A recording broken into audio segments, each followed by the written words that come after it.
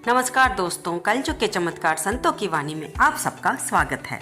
दोस्तों, चल रहा है सावन का महीना, अति पवित्र महीना जो कि भगवान शिव को बहुत प्रिय है और इस बार सावन कुल 59 दिनों का हो रहा है।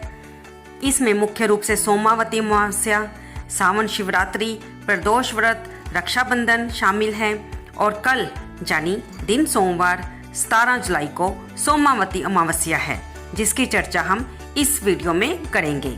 सोमावती अमावस्या को हरियाली अमावस्या भी कहा जाता है। सनातन हिंदू परंपरा में पितरों की शांति और श्राद्ध कर्म करने के लिए अमावस्या तिथि बहुत महत्वपूर्ण मानी जाती है। माना जाता है कि ऐसा करने से पितरों को मोक्ष की प्राप्ति होती है। वीडियो में आगे बढ़ने से पहले मैं आपको याद करा दूं कि मेरी वीडियो को लाइक करना ना भूलें। अगर आपको नहीं पसंद आई तो डिसलाइक भी कर सकते हैं, लेकिन उसका कारण अवश्य बताइए ताकि मैं अपनी वीडियो में आपके कहे अनुसार सुधार ला सकूं। और चलिए बढ़ते हैं अपनी वीडियो की तरफ। वैसे तो सनातन परंपरा में प्रत्येक अमावस्या का विशेष महत्व है, लेकिन इस बार विशेष संयोग बन रहा है क्योंकि सावन की अमावस्या सोमवार को पड़ने के कारण सोमावती अमावस्या का दुर्लभ संयोग बन रहा है। इसके अलावा हरियाली अमावस्या है ये, और कर्क संक्रांति भी है, यानी इस दिन सूर्य कर्क राशि में प्रवेश करेंगे। इससे व्रती को सूर्य देव का भी आशीर्वाद मिलेगा। हरियाली अमावस्या का शुभ मुहूर्त 16 जुलाई को रात 10:08 पर शुरू होगा और 18 जुलाई को सुबह 12:01 पर समाप्त होगी। उदय तिथि होने के कारण सोमावती अमावस्या का व्रत 17 जुलाई को रखा जाएगा। हरियाली अमावस्या किसानों का पर्व कहलाता है, यानी इस दिन किसान खेती के उपकरणों की पूजा करके ईश्वर से अच्छी फसल की कामना करते हैं। दोस्तों, साथ ही शिव भक्तों के लिए कितनी खुशी की बात है कि 17 जुलाई को सावन मास का दूसरा सोमवार व्रत भी पड़ रहा है। मान्यता है कि सावन के सोमवार का व्रत रखने से शिवजी और माता पार्वती की विशेष कृपा होती है। पौराणिक मान्यता है कि देवी पार्वती ने शिवजी को पति के रूप में पाने के लिए सावन के सोमवार का व्रत रखा था। और आइए जानते हैं सावन सोमवार की पूजा विधि और विशेष संयोग के बारे में विस्तार से।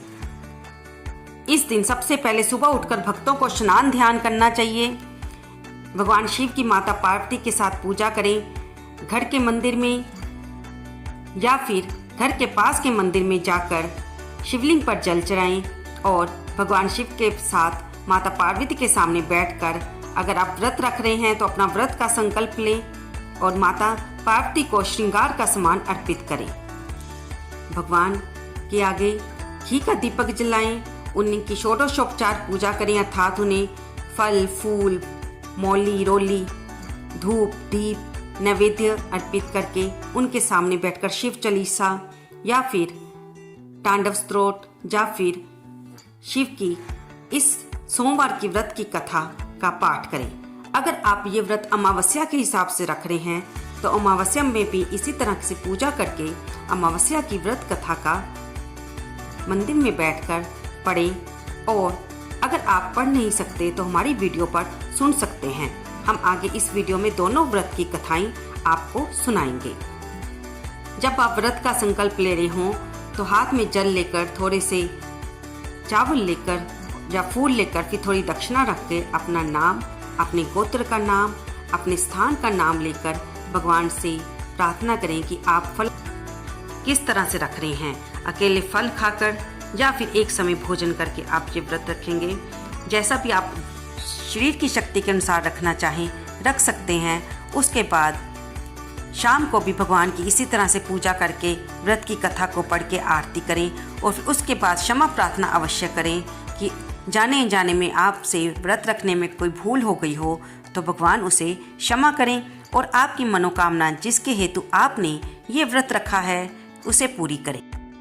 दोस्तों, आप कोई भी व्रत रखें तो उसका पालन करते समय, जैसे आप सोमवार के व्रत में शाम को पूजा कर रहे हैं या सुबह पूजा कर रहे हैं, उसमें ब्राह्मण को कुछ दान दक्षिणा अवश्य दें। उसके बिना ये व्रत पूरा नहीं होता।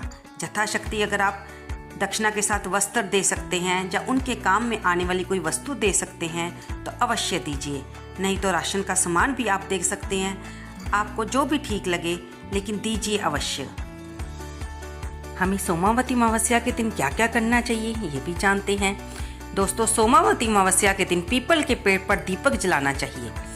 इस बात का ध्यान रखें कि दीपक सरसों के तेल का होना चाहिए और दीपक जलाते समय अगर आप उसमें लौंग डालेंगे तो इस तरह दीपक जलाने से राहु का दुष्प्रभाव कम होता है। सोमावती अमावस्या के दिन कुत्ते को रोटी अवश्य खिलानी चाहिए। हो सके तो काले कुत्ते को खिलाइए, क्योंकि इससे बीमारी दूर होती है और इसका शुभ प्रभाव भी जल्दी ही मिलता है।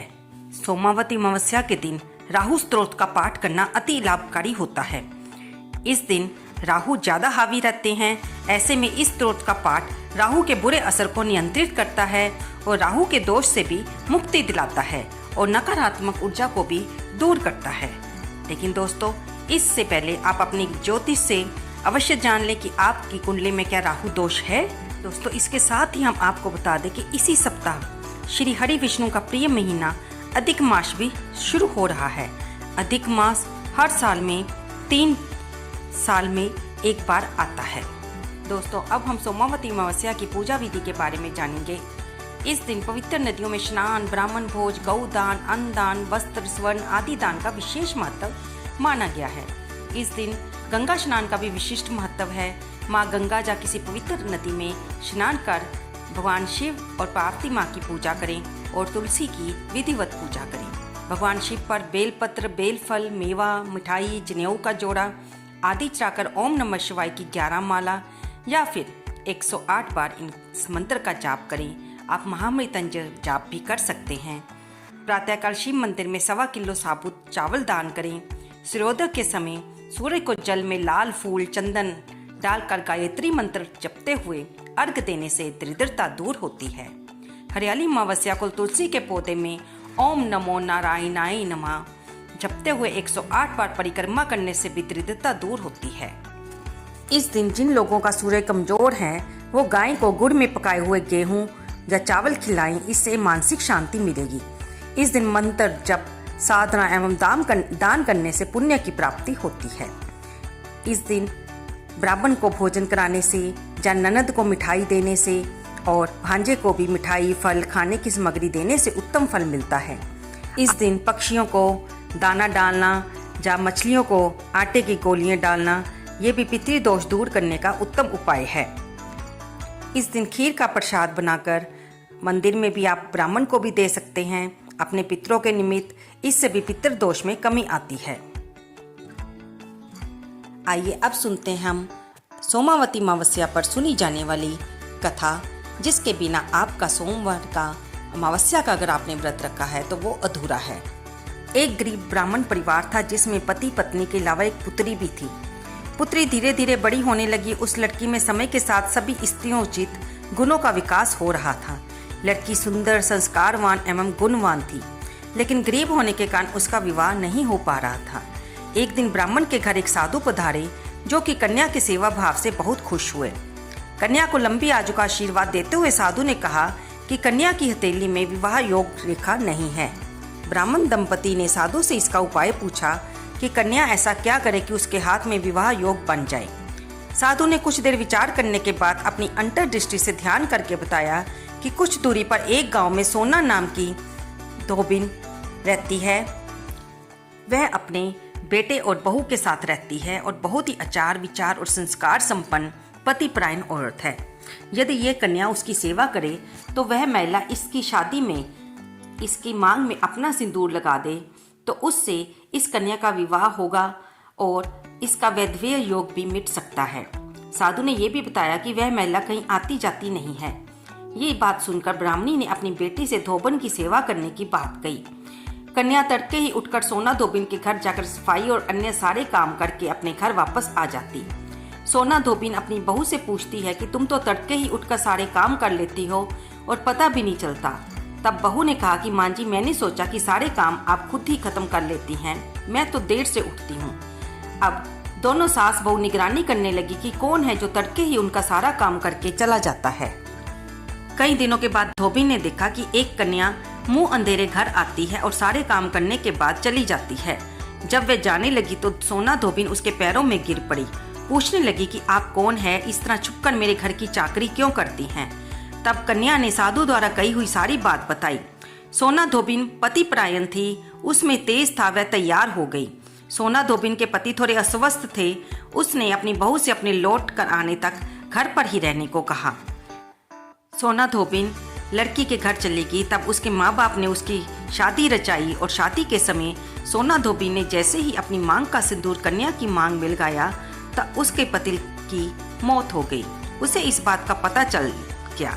वह घर से निराजल ही चली थी, ये सोचकर कि रास्ते में कहीं पीपल का पेड़ मिलेगा तो वह उसे भवरी देकर और उसकी परिक्रमा करके ही जल ग्रहण करेगी। उस दिन हरियाली अमावस्या थी। ब्राह्मण के घर मिले पुए पकवान की जगह उसने ईंट के टुकड़ों से 108 बार भवरी देकर 108 बार पीपल के पेड़ की परिक्रमा की और उसके बाद जल ग्रहण किया। ऐसा करते ही उसके पति की मुर्दा शरीर में कंपन होने लगा। पीपल के पेड़ की पूजा करने से उसके पति को दीर्घ आयु मिली, क्योंकि अब तक की उसने अपनी सारी पूजा का फल उस ब्राह्मण की लड़की को दे दिया था और उसके बाद उसने जो पीपल के पेड़ की भवरी देकर परिक्रमा की थी और उसकी पूजा की थी, उसका फल उसके पति की दीर्घ आयु के रूप में भगवान ने उसे दिया। उस दिन हरियाली अमावस्या थी। जब सभी गांव की औरतों को इस बात का पता चला तो वो भी अपने पति की लंबी आयु के लिए, अपने सुहागिन होने के लिए ये व्रत रखने लगी। तब से अमावस्या के व्रत पे ये कथा सुनी जाती है, जिसको सुनने से अति पुण्य की प्राप्ति होती है। आप चाहे व्रत रख पाएं या ना पाएं, लेकिन कथा अवश्य सुने। इससे हमारी भगवान के प्रति श्रद्धा और भक्ति जागती है और हम भक्ति के मार्ग में और आगे बढ़ जाते हैं। आइए इसी वीडियो में हम सुनते हैं सावन मास के दूसरे सोमवार की व्रत कथा। भगवान शिव की विशेष कृपा पाने के लिए सावन सोमवार व्रत का काफी महत्व बताया गया है। इस व्रत में शिवलिंग का जल अभिषेक जरूर करना चाहिए और व्रती को शिव की विधि विधान से पूजा करके व्रत का संकल्प लेकर पावन कथा जरूर सुननी चाहिए। आइए सुनते हैं। किसी नगर में एक साहूकार रहता था। उसे धन की कोई कमी नहीं थी, लेकिन उसके कोई संतान नहीं थी। वह पुत्र प्राप्ति के लिए प्रत्येक सोमवार का व्रत रखता था और बड़ी श्रद्धा के साथ शिव मंदिर जाकर भगवान शिव और पार्वती जी की पूजा करता था। उसकी भक्ति देखकर एक दिन माँ पार्वती प्रसन्न हो गई और भगवान शिव से उस साहूकार की मनोकामना पूर्ण करने का आग्रह किया। पार्वती जी की इच्छा सुनकर भगवान शिव ने कहा कि हे पार्वती, इस संसार में हर प्राणी को उसके कर्मों का फल मिलता है और जिसके भाग्य में जो हो उसे भोगना पड़ता है। लेकिन पार्वती जी ने साहूकार की भक्ति का मान रखने के लिए उसकी मनोकामना पूर्ण करने की इच्छा जताई। माता पार्वती के आग्रह पर शिवजी ने साहूकार को पुत्र प्राप्ति का वरदान तो दिया, लेकिन साथ में ही कहा कि ये पुत्र केवल 12 वर्ष की आयु का होगा। साहूकार ये बातें सुन रहा था। उसे इस बात की ना तो खुशी थी ना ही दुख। वह पहले की भांति शिवजी का पूजा करता रहा। कुछ समय के बाद उसके घर एक पुत्र हुआ। जब वह 11 वर्ष का हो गया तो उसे पढ़ने के लिए काशी भेज दिया गया। साहूकार ने उसके साथ उसके मामा को भेजा और बहुत सारा धन दिया कि इसे काशी विद्या प्राप्ति के लिए ले जाओ और जहाँ पर भी रुको वहाँ पर यज्ञ कराते जाना और ब्राह्मणों को भोजन कराते हुए दक्षिणा देते हुए जाना। दोनों मामा भांजे इसी तरह यज्ञ करते और ब्राह्मणों को दान दक्षिणा देते हुए काशी की ओर चल पड़े। रास्ते में एक नगर पड़ा जहाँ पर राजा की कन्या का विवाह था, लेकिन जिस राजकुमार से उसका विवाह होने वाला था वह एक आंख से काना था। राजकुमार के पिता ने अपने पुत्र के काना होने की बात को छुपाने के लिए एक चाल सोची। उसने सोचा क्यों ना साहूकार के पुत्र को दूल्हा बनाकर राजकुमारी का विवाह करवा दूं और फिर इसे धन देकर विदा कर दूंगा और राजकुमारी को अपने नगर ले जाऊंगा। लड़के को दूल्हे के वस्त्र पहनाकर उसकी शादी राजकुमारी के साथ करवा दी गई। साहूकार का पुत्र ईमानदार था, उसे ये बात सही नहीं लगी। उसने अवसर पाकर राजकुमारी की चुनरी के पल्ले पर लिख दिया कि तुम्हारा विवाह तो मेरे साथ हुआ है, लेकिन तुम्हें जिसके साथ भेजेंगे वह एक आंख से काना है। मैं तो काशी पढ़ने जा रहा हूँ। जब राजकुमारी ने अपनी चुन्नी पर यह लिखा पाया तो उसने अपने पिता को सारी बात बताई और उन्होंने अपनी पुत्री को विदा नहीं किया, जिससे बारात वापस चली गई। साहूकार का लड़का और उसका मामा काशी पहुंचे। वहां उन्होंने यज्ञ किया। जिस दिन लड़के की आयु 12 साल की हुई उसी दिन यज्ञ रखा गया। लड़के ने अपने मामा से कहा कि मेरी तबीयत ठीक नहीं है। मामा ने कहा तुम अंदर जाकर सो जाओ। कुछ समय बाद साहूकार के बेटे के प्राण निकल गए। जब मामा ने अंदर आकर अपने मृत भांजे को देखा तो उसने विलाप करना शुरू कर दिया। संयोगवश उसी तरफ से भगवान शिव और माँ पार्वती जा रहे थे। माँ पार्वती ने जब देखा कि ये तो वही लड़का है जो भगवान शिव के आशीर्वाद से हुआ था, तो उन्होंने भगवान से आग्रह किया, स्वामी इसे आजू का वरदान दो, मुझसे इसके रोने का स्वर सहन नहीं हो रहा, इस व्यक्ति के कष्ट दूर करो। तब माता के आग्रह करने पर भगवान शिव ने उसे जीवन दान दिया और शिव जी की कृपा से वह लड़का जीवित हो गया। शिक्षा समाप्त करके लड़का मामा के साथ अपने नगर की ओर चल दिया। दोनों चलते हुए उसी नगर में पहुंचे जहां उसका विवाह हुआ था। उस नगर में भी उन्होंने यज्ञ का आयोजन किया। उस लड़के के ससुर ने उसे पहचान लिया और महल में ले जाकर खातिरदारी की और बहुत सी भेंट देकर अपनी पुत्री को उसके साथ विदा किया। इधर साहूकार और उसकी पत्नी छत पर बैठे थे कि अगर हमारा पुत्र सकुशल वापस आ गया तो हम नीचे आ जाएंगे, नहीं तो छत से गिरकर अपने प्राण त्याग देंगे। जब उन्होंने ये समाचार सुना कि उनका पुत्र अपनी पत्नी के साथ बहुत सारा धन लेकर सकुशल वापस आ रहा है, तब वे बेहद प्रसन्न हुए और रात को भगवान शिव ने भी व्यापारी के स्वप्न में आकर कहा, हे श्रेष्ठी, मैंने तेरे सोमवार के व्रत करने और व्रत कथा से प्रसन्न होकर तेरे पुत्र को लंबी आयु प्रदान की है। अब तुम खुशी से अपने जीवन को बताओ। इस प्रकार जो कोई सोमवार का व्रत करता है, कथा सुनता है और पढ़ता है, उसकी भगवान शिव सभी दुख दूर करते हैं और जिस मनोकामना के हेतु भगत जन व्रत को रखते हैं, भगवान शिव और माँ पार्वती उस मनोकामना को पूर्ण करते हैं। तो दोस्तों, हमने जाना कि चाहे हम ये सोमावती अमावस्या का समझकर व्रत रख रहे हैं या सोमवार के सावन मास का दूसरा व्रत रख रहे हैं, हम इस वीडियो में ये दोनों कथा सुनकर पुण्य की प्राप्ति कर सकते हैं। और ये तो वीडियो सुनने से पता ही चल गया होगा आपको कि इस दिन भगवान शिव की और माँ पार्वती की हमें पूजा करनी है। तुलसी और पीपल के वृक्ष पर हमें दीपक जलाना है और पितरों को भी मोक्ष प्रदान हो ऐसी भगवान के सामने प्रार्थना करते हुए ब्राह्मणों को दान देना है, जो कि हमें अपनी यथाशक्ति अवश्य करना चाहिए। और इस दिन ज़्यादा से ज़्यादा भगवान के नाम का जाप करें। इन सब कथा के बाद, भगवान की पूजा के बाद, हमें भगवान भोलेनाथ की आरती करनी चाहिए, जो कि हमने पिछले व्रत की वीडियो में ओम जय शिव ओंकारा वाली आरती आप सब भक्तों के सामने सुनाई थी। कृपया आप उसे सुन सकते हैं। और इस आरती के बाद आपने अगर व्रत रखा है तो भगवान से क्षमा प्रार्थना भी करें कि अगर व्रत रखने में आपसे जाने में कोई भूल चूक हो गई है तो भगवान उसे क्षमा करके आपको आपकी व्रत का फल दें और आपकी मनोकामना को पूर्ण करें। आपको मेरी वीडियो कैसी लगी? कृपया इसे लाइक करें और कमेंट बॉक्स में हर हर महादेव लिखना बिल्कुल ना भूलें। धन्यवाद दोस्तों।